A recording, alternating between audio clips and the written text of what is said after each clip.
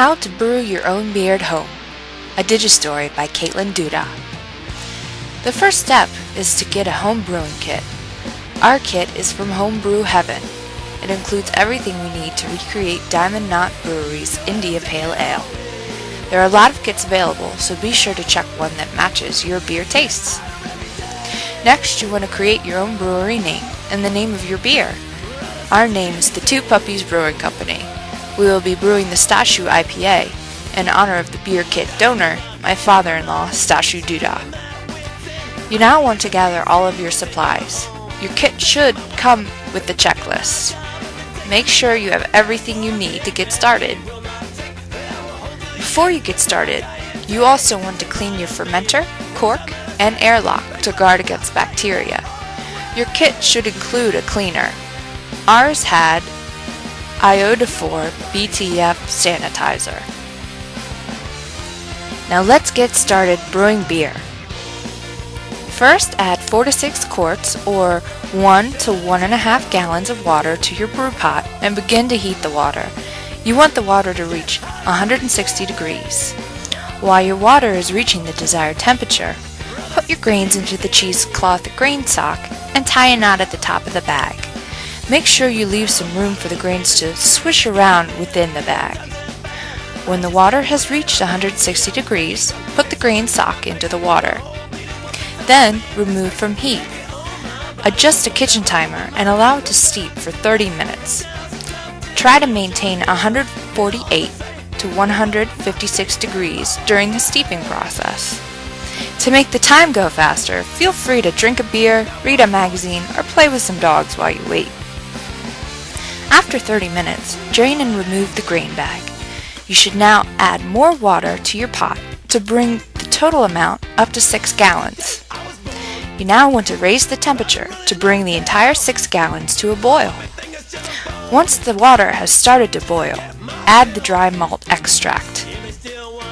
You want to add the dry malt extract slowly while stirring it to the mix.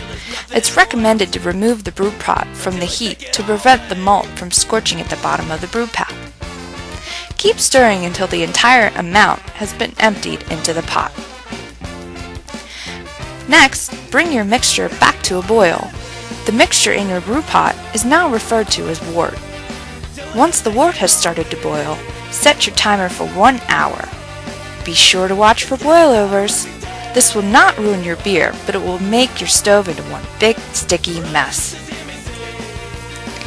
At 15 minutes before the end of the boil, or 45 minutes into your 1 hour boil, take your package of flavoring hops and clarifier tablet and empty it into the wort. If you are using a wort chiller, you can put this in now to sanitize it in the boiling wort, but we will talk more on chilling in a few seconds.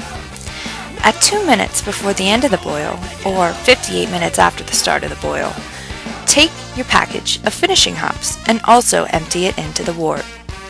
After 1 hour is complete, turn off the heat and cool your wort as quickly as possible. In order to chill your wort, you can use a wort chiller, which will cool the wort in about 15 minutes.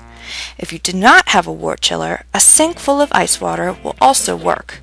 However, this process could take at least an hour.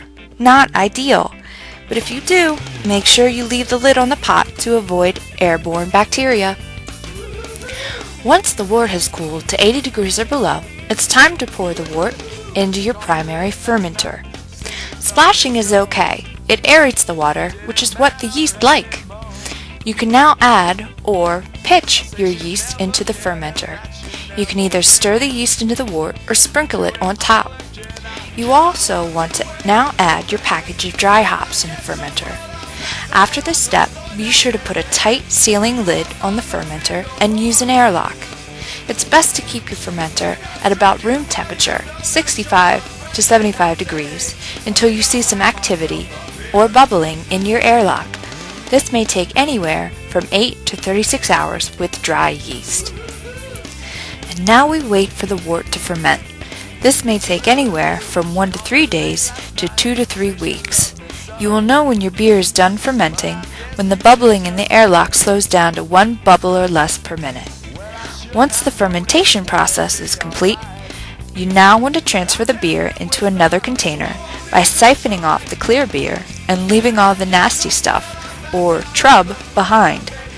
This is called a secondary fermentation, and its purpose is to clarify and condition or age your beer.